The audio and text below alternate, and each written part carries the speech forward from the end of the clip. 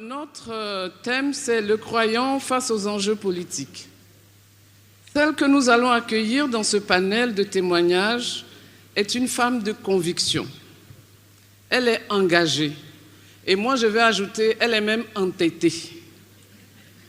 Mais elle avait une vision très claire de ce qu'elle voulait et elle a réussi à braver tous les obstacles pour y arriver.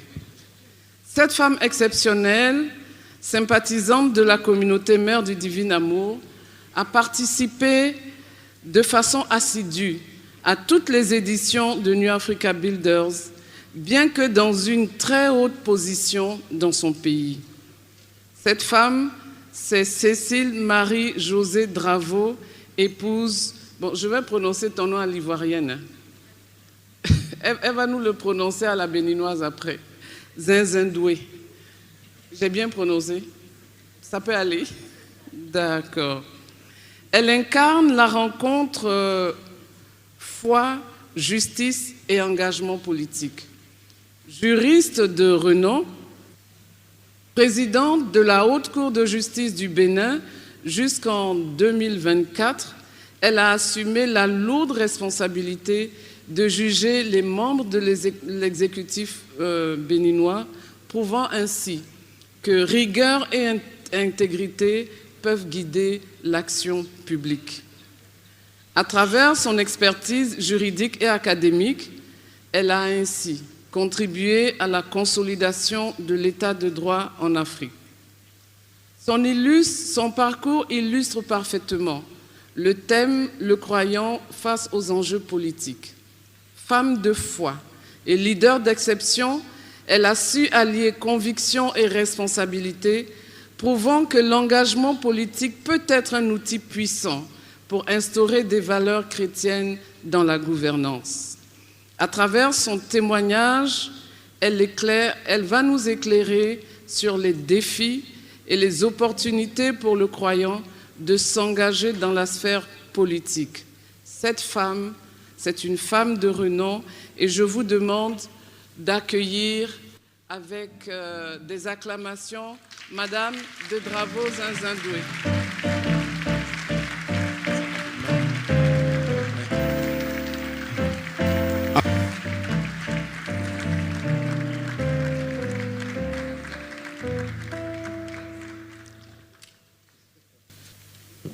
Merci. Je vais d'abord te demander de prononcer ton nom d'épouse en béninois. C'est Zinzindoué. Donc mon Zinzindoué. Oh, c'est pas grave, Mariam. Comment tu as dit? J'ai dit Zinzindoué. Zinzindoué. Qui signifie tout c'est de mon époux. La sagesse dans sa maison. Alors, pour faciliter la chose, permets-moi de t'appeler Marie-Josée tout simplement. Voilà. D'accord. D'accord. Alors, Marie-Josée, je veux juste commencer par une question peut-être auquel tu ne t'attends pas. J'ai oublié d'ailleurs de dire qu'elle est mariée, mère de 3 enfants, 4 enfants et grand-mère de 10 petits-enfants. Si ça, c'est pas une bénédiction. Ah oui, tout à fait. Moi, je peux te dire la joie d'être grand-mère. Hein. Ah, et moi alors? C'est autre chose. Alors, oui. Depuis quelques années maintenant, tu es avec nous tous les ans pour New Africa Builders. Qu'est-ce qui te pousse à venir? Comme je l'ai dit, Mariam, je n'ai cessé de le répéter, soit ici, soit dans des cercles un peu restreints. J'ai dit, j'ai trouvé une communauté dont tout leader a besoin.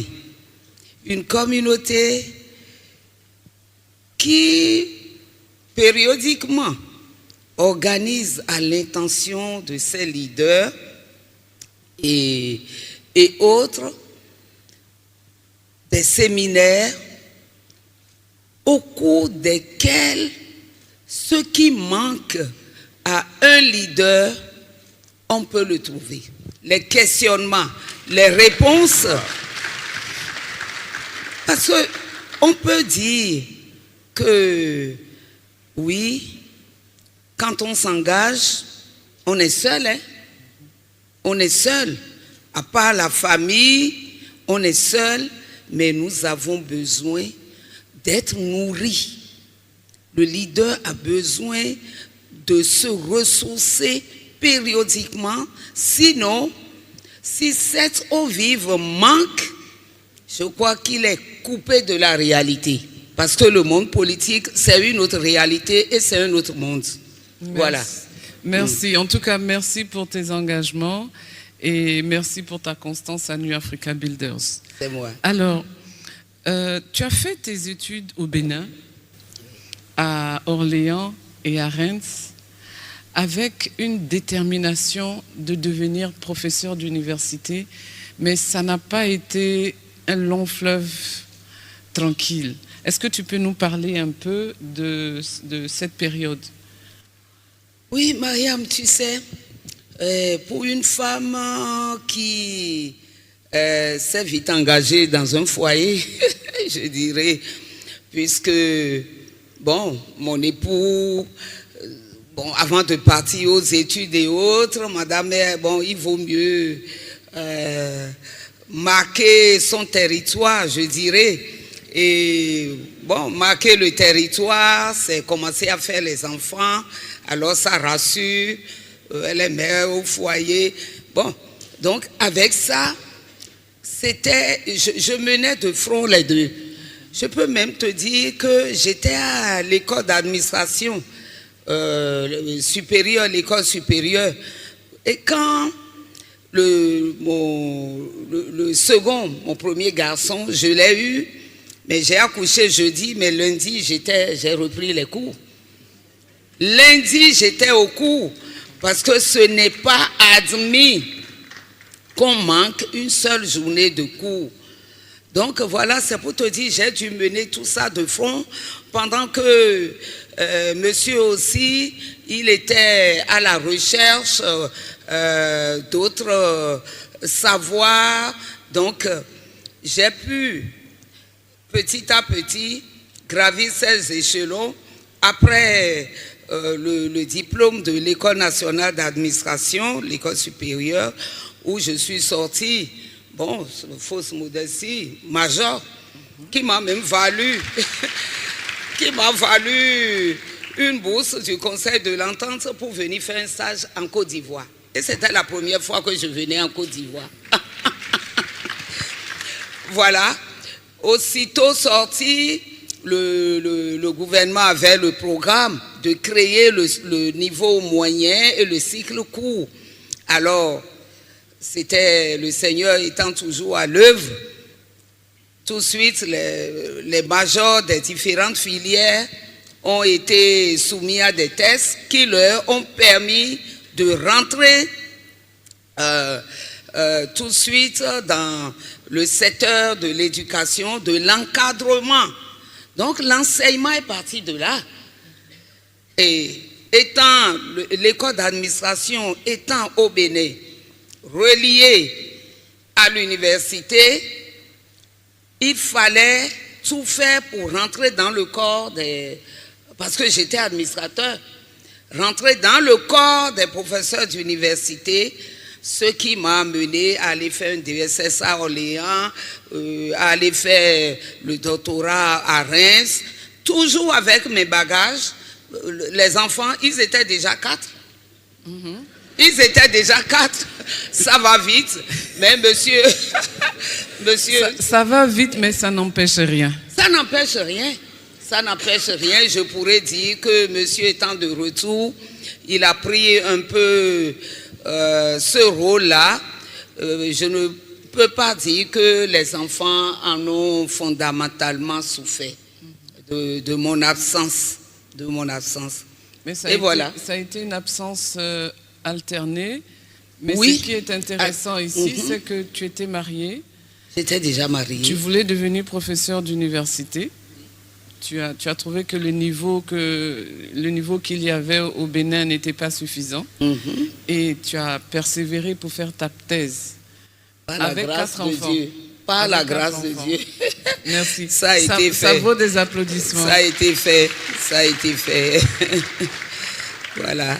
Et je pense que c'est un hommage à toutes ces femmes qui ont une ambition, qui ont une vision et qui ne se laissent pas arrêter par le fait qu'elles sont mariées ou par le fait qu'elles ont des enfants. Mais Mariam, si tu permets, je pourrais te dire que comme le Seigneur l'a fait pour David, c'est-à-dire il va choisir loin et ceux auxquels on ne s'y attend pas. J'ai commencé l'école à 8 ans et demi parce que dès la petite enfance, tu savais, dans le temps, c'est les tantes, les oncles, on dit va rester chez ses tantes pour recevoir la bonne éducation rigoureuse, va rester. Eh bien, moi, par malheur, on m'a laissé à une tante qui vendait des tomates au marché. Et puis ça a commencé, tous les jours, je l'accompagnais au marché avec l'étalage sur la tête à déambuler dans le marché à vendre les tomates. Jusqu'à l'âge de 8 ans. Jusqu'à ce que, je crois, ma maman n'étant pas trop d'accord avec mon papa sur ce pan de mon éducation, m'a récupéré, m'a envoyé chez les sœurs à Calavi, mais mes doigts en ont souffert. La première journée, on a dit d'écrire, je ne pouvais pas écrire. Alors la maîtresse, feu Madame Kodjia, elle me dit, tu ne sais pas écrire, je vais t'apprendre avec les doigts enflés comment on écrit. Mais je vous dis, un mois, c'était déjà trop. Non seulement pour apprendre à écrire, mais encore pour devenir encadreur des autres élèves. À jouer à l'institutrice, à la connaisseuse. Et pendant les heures de pause, on avait le corridor, je me mettais dans le corridor et les élèves du CICP, venez maintenant, je les coachais. Le Seigneur est merveilleux. Alors, je vous ai dit qu'elle est engagée, elle est entêtée, elle sait ce qu'elle veut et on voit déjà la graine de leader qui germe, même à 8 ans. Alors, pendant que tu enseignais à l'université, tu as commencé à accumuler les responsabilités politiques. Parle-nous un peu de cet engagement en politique et quelles sont les valeurs qui t'ont motivé à t'engager en politique. Disons que ça ne s'est pas fait au hasard, puisque, comme je le disais, M. Zizinokwe, les Béninois qui sont dans la salle le connaissent bien, c'est un grand notable dans le pays. Et il était grand syndicaliste, grand leader syndicaliste. Et j'enseignais le droit du travail. J'avais parmi les matières enseigné le droit du travail. Et il y a un pan du droit du travail qui a rapport aux relations collectives, syndicalistes et autres, le syndicalisme. Et il m'a dit, chaque fois qu'il revenait, parce que quand il revenait un peu fatigué, lui aussi étant enseignant, comment on l'appelle, à l'université, et par ailleurs avocat, donc il était un peu parfois fatigué d'être harcelé quand il revient, que je lui demande, il m'a dit, mais écoute, allons aux réunions syndicalistes et commence à interroger les militants, ou bien, si tu veux, je te donne un thème comme ça, tu vas développer.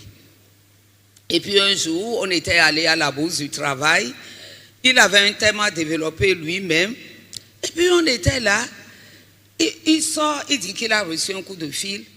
Ah, je n'ai qu'à parler aux gens, je dis, oh Seigneur, qu'est-ce que je vais pouvoir dire? J'étais tellement intimidée de prendre parce que là, ce n'est pas les étudiants, c'est des sachants. Et puis, un syndicaliste, il connaît tellement ses droits que affronter un syndicaliste, vraiment, ça relève de la gageure. J'ai dit, bon, on va y aller, je vais me jeter à l'eau. Et il m'a montré les grands titres. Je dis, bon, par rapport à ma connaissance théorique, donc dès que j'ai commencé à... Je suis rentré dedans, je me suis dit, ah, personne ne réagissait, on ne me contredisait pas. J'ai dit, ah, là, je peux parler en dehors de l'université. Je peux parler à une foule des personnes. Bon, à la fin, ah, madame, vous êtes qui? Bon, on sait, vous êtes l'épouse de... Est-ce que c'était sympathique? C'était positif. Alors là, moi-même, je me suis dit, bon, syndicalisme, ça ne m'intéresse pas. Ayant été dans le G6, ayant été guide, tout ça, j'ai dit, bon, je vais peut-être m'orienter vers le milieu politique, mais rester à la périphérie et observer. Mon époux est aussi leader politique. Comme on a commencé dans le syndicalisme, on a continué. En politique, monsieur flanqué de madame, parfois il me dit, bon, tu ne peux pas arriver ici, tu restes là. Bon, on a commencé à m'associer. Je dis, oh. Mais ça a pris un coup d'arrêt parce que les années 89, on a connu une grave crise politique au Bénin. Les partis politiques ont été dissous, syndicalisme, tout le monde. En 90, il y a eu la première conférence nationale en Afrique et c'était au Bénin. Et là, tenez-vous bien, cette conférence a été dirigée par un évêque, Monseigneur de Souza. On se rappelle. Vous vous rappelez très bien. Donc, dès que Monseigneur de Souza a pris le lead, j'ai vu toute la charge qu'on envoyait sur un prélat qui, au lieu d'aller célébrer des messes, a préféré rentrer en politique. Mais j'ai été rassuré par la réponse sèche de Monseigneur de Souza. Il a dit, ma foi englobe l'économie, le social et le politique.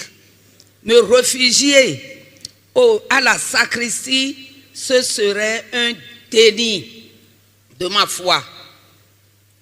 Ah, tout chrétien a retenu ça et nous avons compris que l'espace politique nous est ouvert. Non seulement l'espace politique nous est, merci bien, nous est ouvert, nous sommes du monde. Nous sommes dans le monde, mais nous ne sommes pas du monde. Nous sommes en politique, mais nous ne sommes pas de la politique.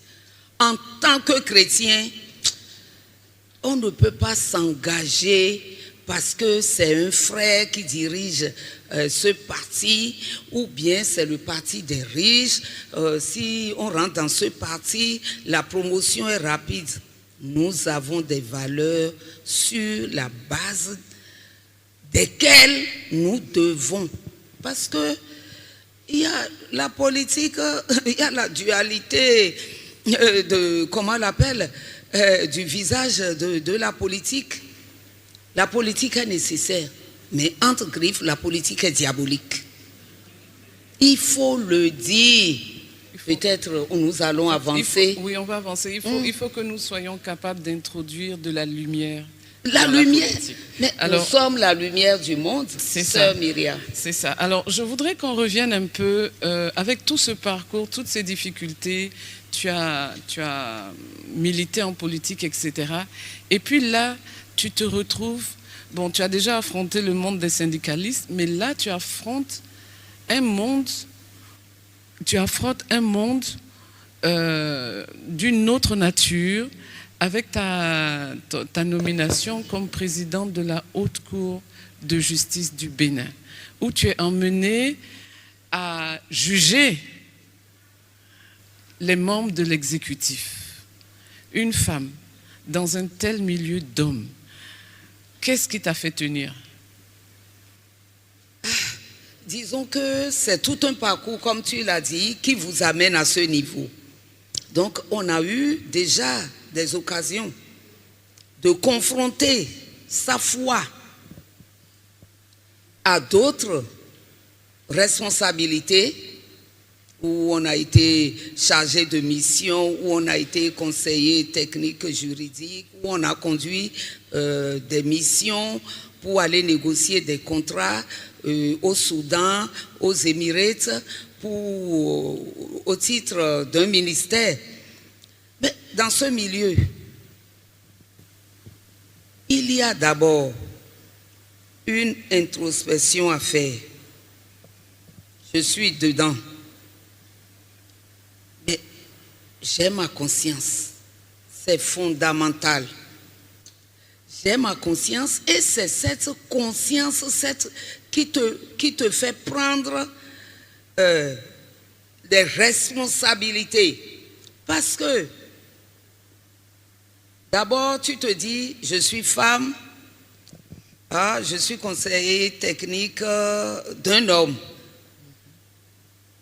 On va en mission, tout le temps on va en mission, on est à tel endroit, bien sûr. Et il ne faut pas se voiler la face. La tentation, elle arrive vite. Elle arrive vite, mais comment toi tu résistes? Comment tu résistes? Résister, c'est l'exemple tout bête.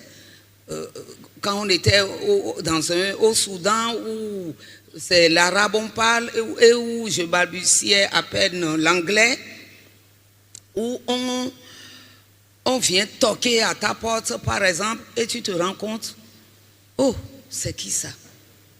Je ne sais pas ce que la personne voulait, mais c'était un envoyé, puisque j'étais la seule femme de la délégation. C'était un envoyé. Et j'ai fini par comprendre que l'envoyeur lui-même, il est quelque part. Il est quelque part derrière. On vous propose quoi? Tout naïvement, vous acceptez. Écoutez, vous ne connaissez pas la ville. On a envoyé quelqu'un. Vous cherchez à découvrir la ville. Ce n'est pas un péché, ça. Tout naïvement, vous rentrez à bord, on parle anglais, on s'arrête quelque part, on fait monter quelqu'un d'autre. Je dis, ça devient compliqué. Dans un pays que j'ignore, dont j'ignore la langue, tout ça. Bon, on m'amène, on me dit, si j'aime les bijoux, si on m'amène dans des endroits, si je veux, j'ai dit, j'aime. Mais on va revenir. On va revenir. On m'amène encore là où on vend les djellabas, les très beaux, je vous dis. Vous aimez, j'aime. On va revenir. Après à l'hôtel, voilà colis qui arrive. On va travailler, on revient. La réceptionniste, avant de me remettre la clé, elle me dit, il y a commission pour moi. Quelle commission? Des paquets. Je dis, oh mon Dieu, c'est là, je vais te connaître. Si tu es vraiment Dieu là, c'est là que tu vas agir. Parce que ta fille, elle est impuissante devant ces gens-là. Qu'est-ce qu'elle doit faire? Moi-même, je sais que ce colis, je ne le prendrai pas. Je ne sais pas si c'est bon ou quelque chose qu'il y a dedans. Donc, d'abord, je demande qui a déposé. On me dit, là, on a déposé pour vous. Je dis, bon, ça reste là. On revient. Je monte dans ma chambre. Mon Dieu, la caméra.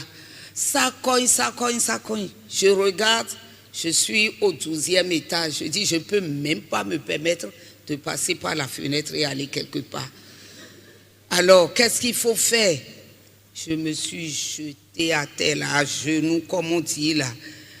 Et le jour là, j'ai dit, Seigneur, là, c'est toi qui vas gérer.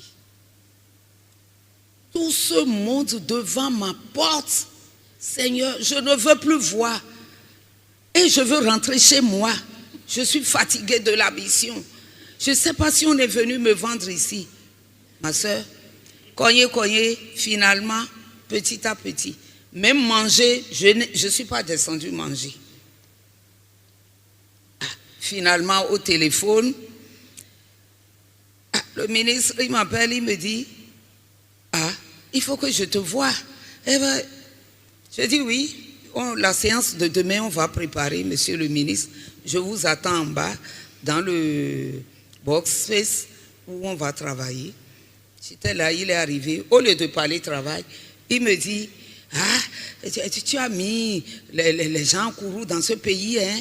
Les gens sont venus cogner, les gens ont envoyé que toutes les délégations qui arrivent ici, on leur offre cadeau, que moi j'ai dit, monsieur le ministre, on ne m'a pas dit ça avant que j'arrive ici.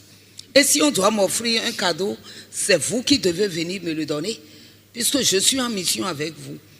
Vous êtes civilement, pénalement responsable. Bon, alors, quand c'est une juriste qui parle. Les gros Français ont commencé à sortir. Pour conclure, je n'ai touché à aucun cadeau. Mais le Seigneur m'a sorti de ma naïveté. Quand on dit mission, tu aimes bien. Quand on te propose, je vais aller découvrir tel pays. Oh, les gens, on dit mission, je regarde comme ça, je dis c'est bon. C'est bon. Le travail, c'est sur place. Et ça dépend avec qui tu vas en mission. Ça dépend. C'est ça. Ça dépend. Ça Alors, dépend, oui. Merci. Je voudrais qu'on revienne encore à ta position de... C'est vrai qu'aujourd'hui, tu es encore membre de la Cour constitutionnelle du Bénin. Non, je ne suis plus membre de la Cour constitutionnelle. Bon, mon mandat est terminé déjà. Ton mandat est terminé. Oui. En tant que présidente de la Haute Cour de justice, quelle a été la place de ta foi et quelle a été la place de la valeur éthique, de la valeur responsabilité dans tout ton cheminement? Parce que j'imagine que ça devait être un poste de haute solitude. Alors, est-ce qu'en même temps, tu peux nous raconter une anecdote qui montre à quel point la tentation, elle est peut-être présente partout, mais la foi permet de surmonter tout ça?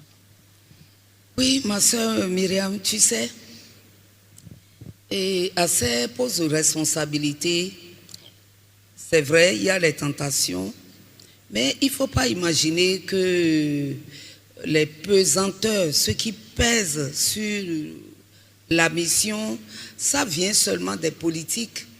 Il y a notre milieu, il y a la famille, il y a les amis, il y a les enfants, il y a l'époux, il y a tout un monde qui est présent dans cette mission.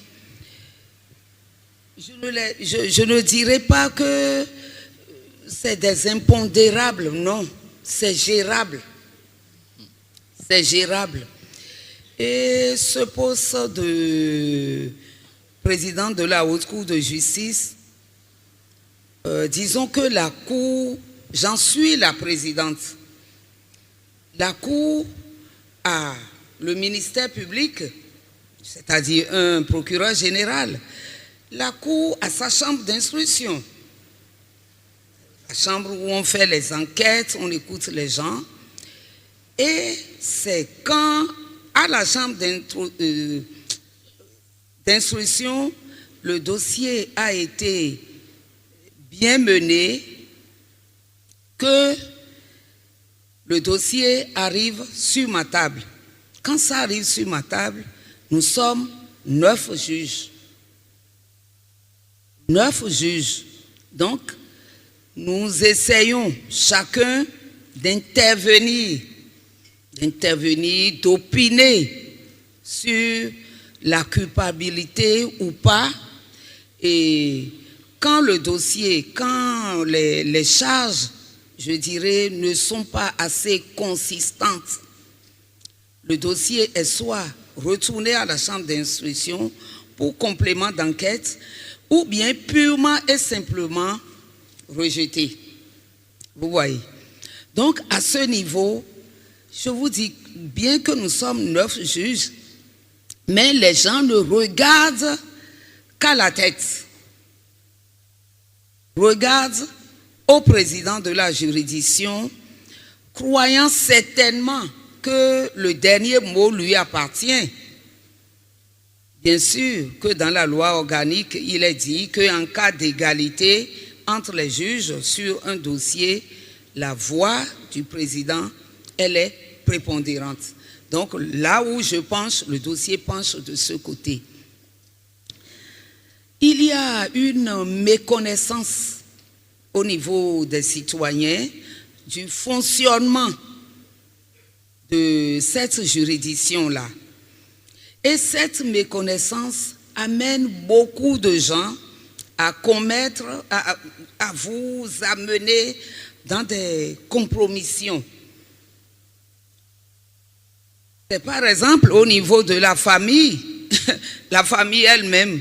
Qu'est-ce qu'on ne me dit pas? D'abord, on me dit, tu es en poste de responsabilité, le responsable des marchés publics, pourquoi tu ne mets pas un cousin qui est au chômage depuis? Pourquoi tu ne mets pas telle personne? Or, il y a une responsabilité derrière tout ça. La famille ne voit pas. Et la famille devient le vecteur de plus en plus dans notre milieu politique. En Afrique, la famille devient le vecteur, disons, le chemin, la route par laquelle la corruption passe pour vous atteindre. Bon, un exemple banal, quand il y a des dossiers des ministres, certainement, qui sont passés, que le procureur a attaqué, et que ce dossier est à l'instruction, un dossier qui n'est même pas encore sur ma table, mais on passe par une cousine, certainement qui a des liens avec les mises en cause, et c'est la même chose, on te dépose des paquets, on te dépose des valisettes, pas valisettes, les vanity cases, les petites valises où on met les choses de toilette, on te dépose des trucs du genre. Et après, le garde vient vous voir pour vous dire, telle personne a déposé. Je dis, quelle personne? On dit, non, c'est un autre garde qu'on a envoyé déposer. Je dis, oh. Le garde, je dis, bon, peut-être j'ai toujours peur des colis piégés. Alors le garde-corps, il me dit, non, Madame la Présidente, laissez, on va gérer. Et après, le garde-corps m'envoie des captures. On a ouvert valisette, c'est des coupures de billets. Et puis l'autre sac, mon Dieu, c'est des tissus WAS, super WAS ou grand WAS, je ne sais même plus comment on appelle ça, qu'on a mis dans un sac où c'est mis Vlisco, sac un peu chose là, mais c'est mis Vlisco où on a empaqué les tissus dedans. Donc il m'a envoyé la capsule. Je dis, mais et c'est qui a déposé? Il dit, le garde aussi dit qu'il ne sait pas qui a déposé. Je dis, retournez à la guérite en attendant qu'on voit clair. Parce que là, on est sur le qui-vive. On ne sait pas s'il y a des écrans depuis la présidence où on voit qui vient chez toi, qui vient déposer tout ça, même si tu ne prends pas.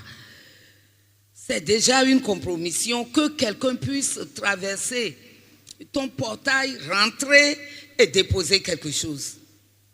Alors là, étant membre de l'aumônerie des cadres et personnalités politiques, nous avons un aumônier, le père aumônier, à qui je me confie de temps en temps. Je suis allée le voir, je lui ai dit, mais vraiment, ça devient difficile ce poste-là. Ça devient compliqué. je ne sais pas qui a déposé, et que je ne sais pas s'il y a la présidente, tout ça. Père Oumouni me dit, calme-toi, allons là, devant lui, le Saint-Sacrement, allons à genoux, on va faire adoration. Il m'a dit, retournez, la personne, ça finira par se signaler. Je dis, ça va se signaler, quel jour? Une semaine, colis est toujours là. 10e jour comme ça, voilà une cousine qui vient, elle est très bling-bling, entre parenthèses, vous m'excusez, la cousine, elle vient. Président Dada, ça va? Mais qu'est-ce que tu as apporté aujourd'hui? Pourquoi tu n'as pas apporté Was qu'on t'a envoyé? Je dis, c'est toi qui as envoyé Was?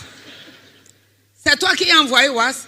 Elle dit, on est venu me chercher et puis comme je sais ce que tu aimes, je suis allée à Vlisco, j'ai fait les choix pour toi. Je dis, c'est même la famille. Comme on dit chez nous, la mort là, c'est dans ta famille même. J'ai compris. Elle dit, pourquoi tu fais ça?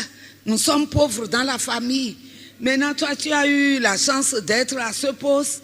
C'est une bénédiction pour nous. C'est une grâce pour nous. Je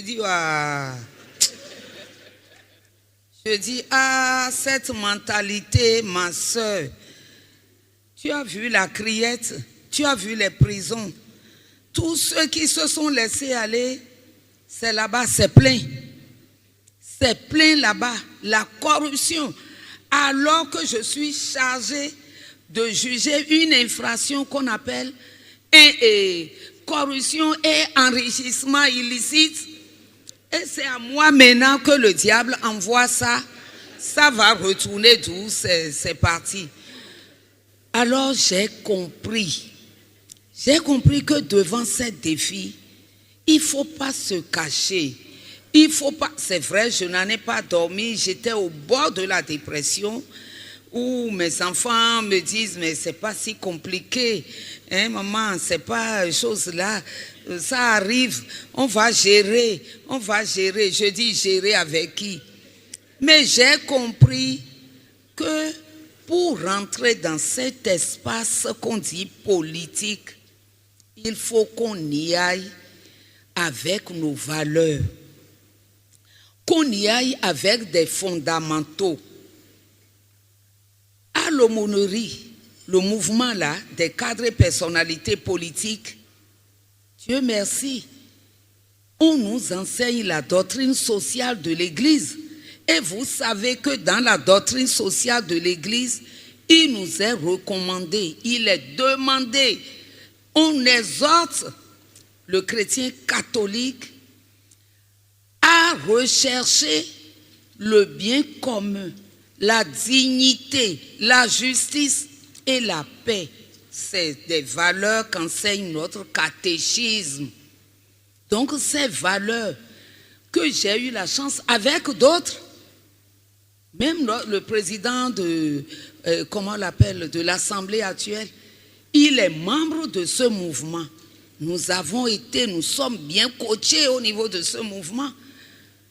Nous avons non seulement les valeurs, mais c'est des valeurs qui concourent, qui contribuent à asseoir, renforcer notre foi.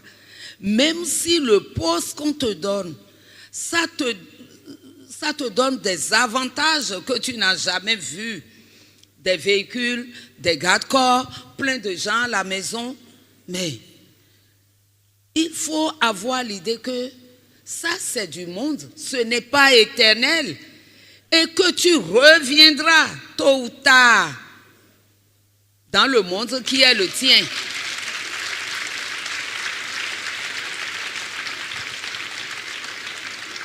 Tu dois revenir dans le monde qui est le tien. Ce monde-là, c'est là où on dit, comme Job l'a dit, tu verras ton Dieu face à face. Et là, quand tu le verras face à face de nous deux, qui va sourciller? Qui va sourciller? Ce n'est pas mon Dieu qui va sourciller. Jamais mon Dieu. jamais. Et nous devons aspirer à ne jamais baisser les paupières devant le Seigneur. Jamais. Les richesses, quelles que soient les choses de ce monde, ça passe. Ça passe. La bonne preuve, mon mandat est déjà terminé. Il y a d'autres personnes qui sont là. Mais la vie continue.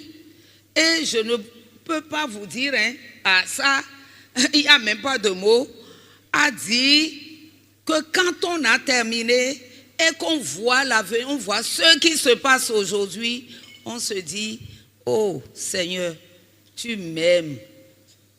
Tu m'aimes. Parce que parfois, avec les yeux, avec notre expérience, on regarde ce que nos successeurs sont en train de faire. C'est normal. Nous-mêmes, nous l'avons connu. Pression, on l'a connu. Mais parfois, on se dit, ah, heureusement que je ne suis plus là. Sinon, qu'est-ce que j'aurais fait? Qu'est-ce que j'aurais fait? Voilà. Alors, on a beaucoup bavardé et variable. On est toujours dans l'heure. Alors, on est à la fin. On est à la fin de notre petit entretien. J'aimerais que tu dises un mot de la fin à tous ces participants à New Africa Builders. Il y en a qui ont envie de s'engager en politique, mais qui ont peur. Qu'est-ce que tu as à leur dire?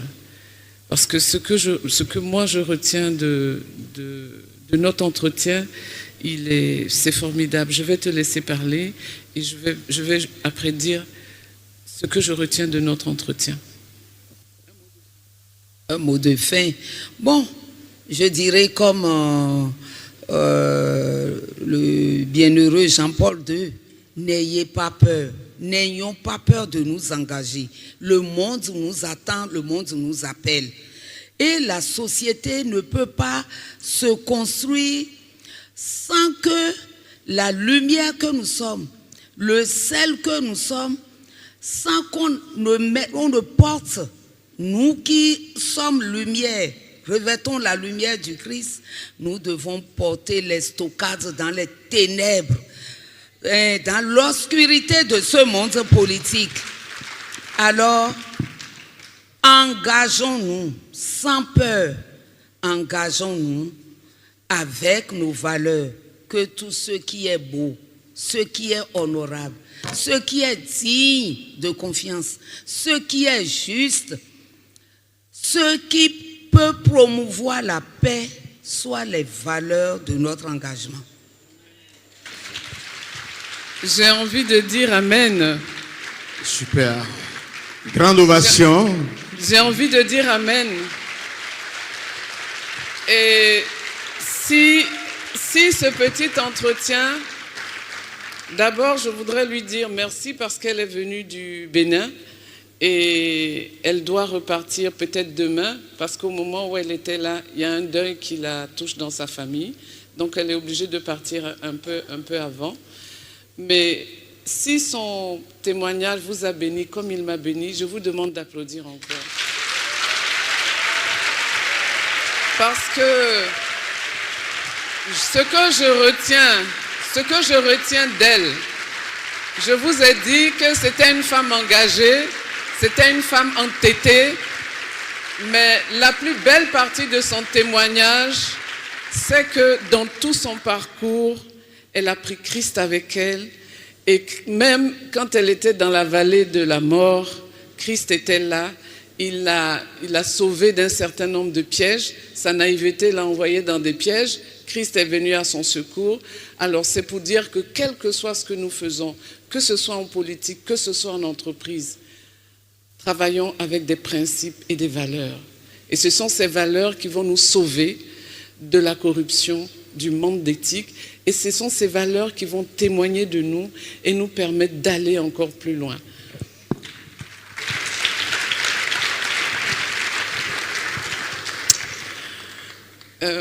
Madame, bon, je vais dire Cécile, hein. Je vais dire Marie-Josée parce que... Zinzin. Zizinokwe. Bon, Madame Zizinokwe, j'ai réussi, non? Voilà. Au nom de la coalition, Merci tu as ce cadeau. Merci. Et puis nous avons une jeune entrepreneur Oui. qui expose, qui fait des trucs à base de beurre de karité, qui expose au stand de la coalition. Elle te fait ce cadeau aussi. Je n'ai pas d'argent ni quelque chose pour la sponsoriser, mais j'ai mes prières. Pour Merci. elle. Merci Ça pour ira. elle. Merci. Elle en a besoin. Merci beaucoup. On va prendre la photo. Ah, la photo. Alors, vos ovations